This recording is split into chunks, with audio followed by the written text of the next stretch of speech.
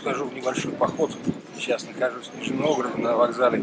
Сажусь в электричку, еду до станции Гороховец. Оттуда пойду пешочком, пару дней пройдусь.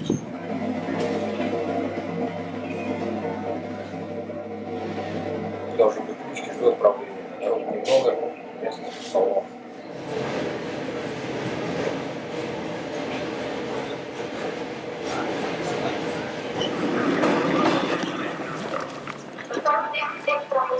Приехал на станцию Гороховец. Сейчас мне предстоит дойти здесь до города самого, до Гороховца. И там по понтонному мосту, по понтонной переправе перейти через реку Клязьма. От станции Гороховец до перехода через Клязьму идти, наверное, километров 10. Ну что делать, прогуляюсь это расстояние. Погода хорошая. Я думаю, что мне будет в кайф это пройти. Дорога от станции Гороховец до самого города Гороховец, где мост есть через реку Клязьма.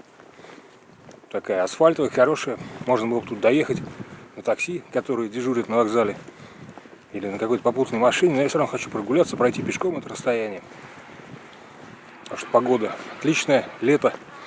И мне такие прогулки нравятся. Где-то иду по полю, где-то по обочине дороги. Какая-то деревня Лучники встретилась мне на пути.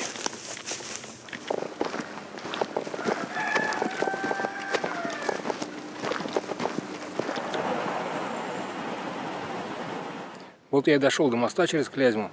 Занял у меня это несколько часов, километров 10, наверное, я прошел. В жару, в такую хорошую погоду. Ну, в общем-то, конечно, не всем нравится в жару ходить, но я с удовольствием совершенно. Сейчас перейду через мост, устрою там привал с обедом, отдохну немного и пойду уже по лесу, пойду в сторону Фролищ, буду искать место для стоянки, для ночевки. И там буду разворачивать радиостанцию коротковолновую и выходить в эфир.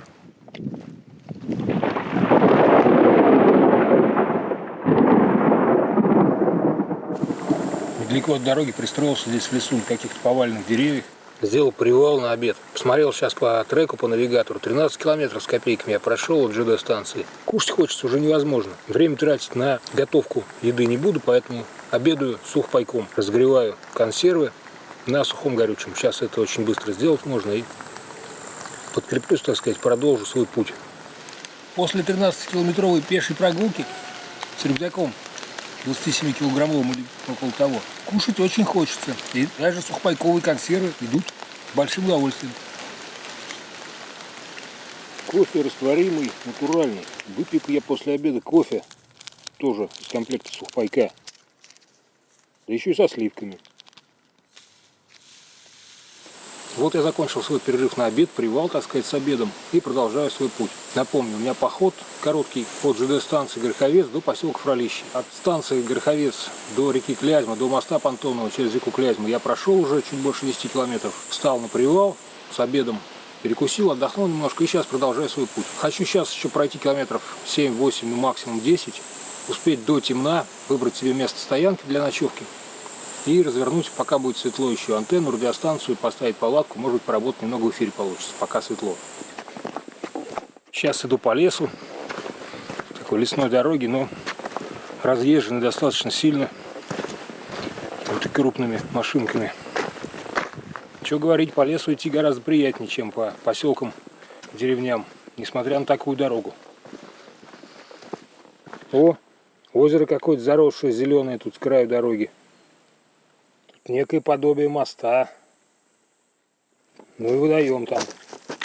Грязноватый, мягко говоря. Маленько посвежее стало. Солнышко за тучи зашло. Вроде как полегче идти.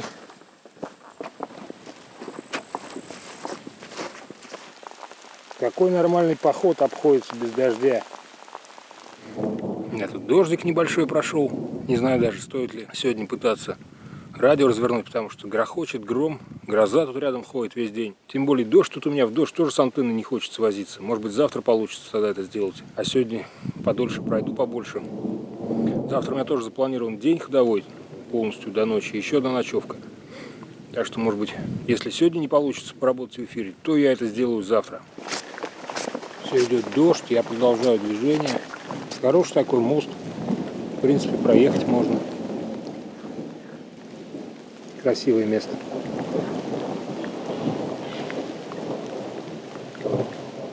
Вроде дождь стих. Продолжаю пока идти. Где-то рядом гроза, гром грохочет. Такие столбики встречаются. Совсем цивильные мостики встречаются. Тут из шпал, что ли, сделан. Такой качественный, в хорошем состоянии. Тут речка тоже заросшая зеленью. Ну, я пойду дальше, попробую дойти до озера Светецкого и встану там на ночевку. На повороте к озеру Великому такое вот место для привала. Но я его прохожу мимо. Пойду вот здесь по мостику. Здесь мост вообще железный.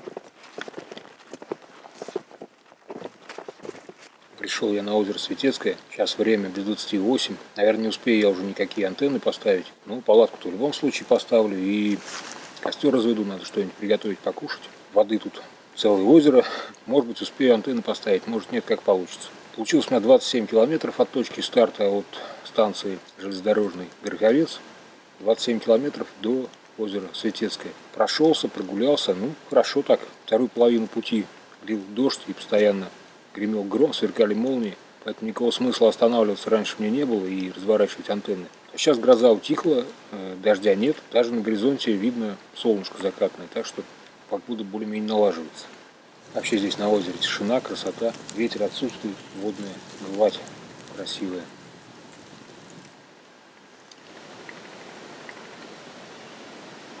Переночевал я здесь, на озере Светецкое, ночевал вот в этой палатке. Маленькой палатки у меня сейчас нет, поэтому таскаю с собой трехместную, хотя и хожу один. Погода отличная, солнце светит, облаков на небе нет совсем. Будет хорошо сегодня продолжить путь. Вчера пока разводил костер, готовил еду, ставил палатку, уже стемнело. Поэтому никаких антенн я уже не ставил, конечно же. Только приготовил себе еду, попил чай, покушал и лег спать. На озере есть такой цивильный спуск к воде. Я, конечно, ночевал не здесь, палатку ставил не здесь, чтобы с утра кто-нибудь приехавшие рыбаки меня не разбудили, не мешали мне спать. Сюда пришел сейчас за водой и тарелки, котелки помыть.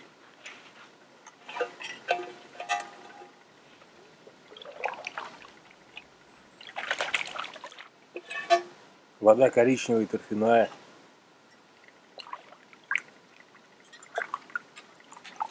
Вон моя палатка среди деревьев.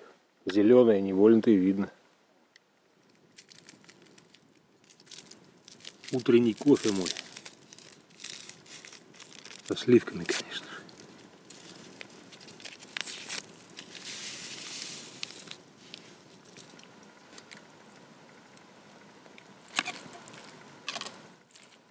Будет у меня на завтрак рис с тушенкой. Эх, жаркий сегодня день будет. На небе не облачко. Развернул антенну радиостанцию Диполь на 7 МГц на 40 метров и ФТ-817 с литиевой батарейкой. Попробую с кем-нибудь связаться. Не знаю, сейчас в утренние часы будет, не будет в том диапазоне. Всем здесь радио Анна-3, Тамара, Леонид, Борис. Всем радио Анна-3, Тамара, Леонид, Борис, дроп Павел, дроп QRP, прием.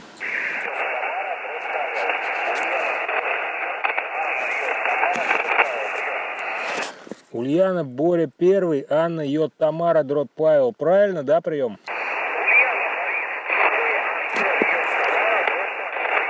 Приветствую, приветствую. Принимаю негромко, слабенько слышу. 5-4, 5-5, Алексей, прием.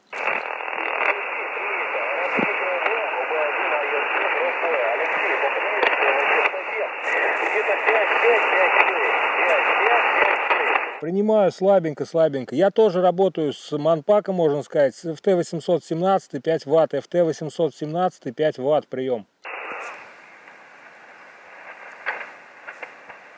Пока в эфире больше не с кем связаться, сложил палатку, сейчас, наверное, буду рюкзак упаковывать, все, кроме радио, упакую и побуду еще немножко в эфире, послушаю, может быть, удастся с кем-то связаться, может, кто-то подойдет на частоту.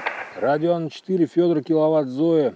Здесь радио Анна-3, Тамара, Леонид, Борис. Радио Анна-3, Тамара, Леонид, Борис, дроп Павел, дроп QRP, прием.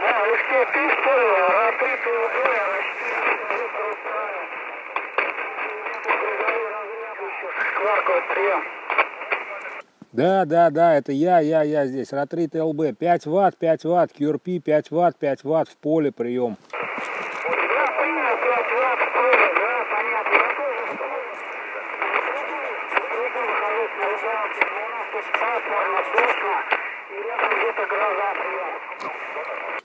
Принято.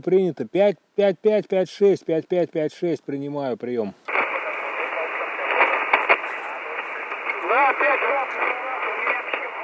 Вот, 2016, инверто 3 на полметровой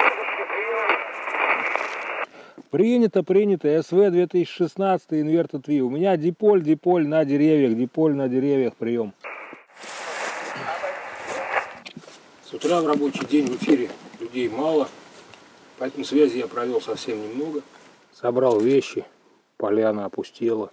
Еще пару часов назад здесь стояла моя палатка. Сегодня мне предстоит пройти километров 15, 16, 17, где-то так примерно, от озера Светецкого до поселка Фролище.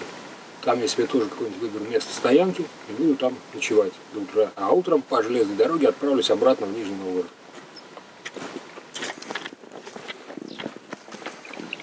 Очередной мостик небольшой у меня тут через ручей встретился на пути. Жарище сегодня. Вчера тоже полдня было жарище, солнце светило, а потом начались грозы и дожди. Узкий охотучасток. Охота без разрешения запрещена. Ну, я и не охочусь вроде. Я привал на обед. Кушать буду опять консервы из сухпайка. Сейчас разогреется у меня консерва. Будем считать, что нагрелся.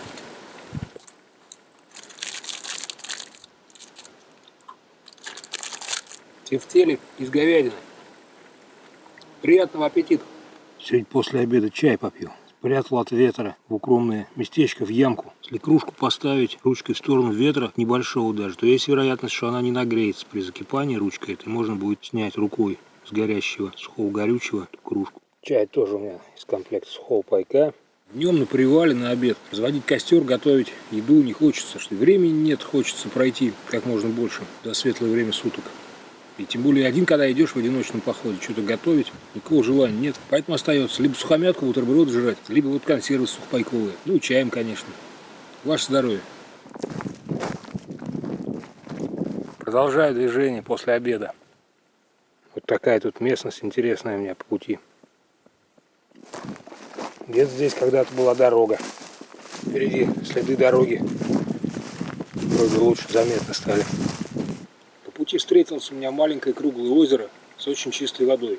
Не знаю, как оно называется, ни на одной карте у меня не подписано его название. Не мог пройти мимо, не остановиться, не сделать привал, чтобы не посмотреть на эту красоту.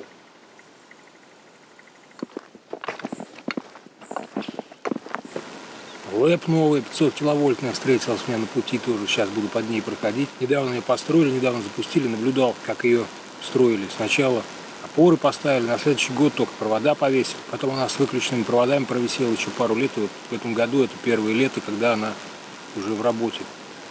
Дошел я до поселка Фролище, вышел на берег реки Лух, но время уже 8 часов, уже темнеет. Не уверен, что успею я развернуть хоть какую-то антенну и радиостанцию. Пока сейчас палатку поставлю, пока костер разведу, покушать надо. Опять-таки что-то шел целый день, устал. Может получиться так, что и не радиостанции мне будет. Ну хорошо, что хотя бы с утра успел провести связи. В общем-то удивительно было бы, если бы я еще и вечером смог это сделать. То есть это я в час дня вышел, не посмотрел еще сколько по треку получилось, но я думаю километров 17, наверное. Жара, солнце такая была, и после обеда, конечно, я себя с трудом заставил выйти и опять идти дальше. Так что, скорее всего, не буду я сейчас никакую радиостанцию разворачивать.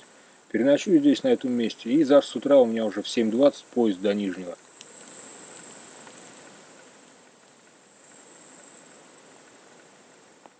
Как вы поняли, вечером не было у меня времени развернуть радиостанцию. Пока разжег костер, пока приготовил себе ужин, пока поставил палатку, уже стемнело. Да и, в общем-то, устал я с дороги, поэтому часов в 10-11 завалился спать. Сейчас с утра собрал палатку, собрал вещи, перекусил по-быстренькому и выдвигаюсь на ЖД-станцию.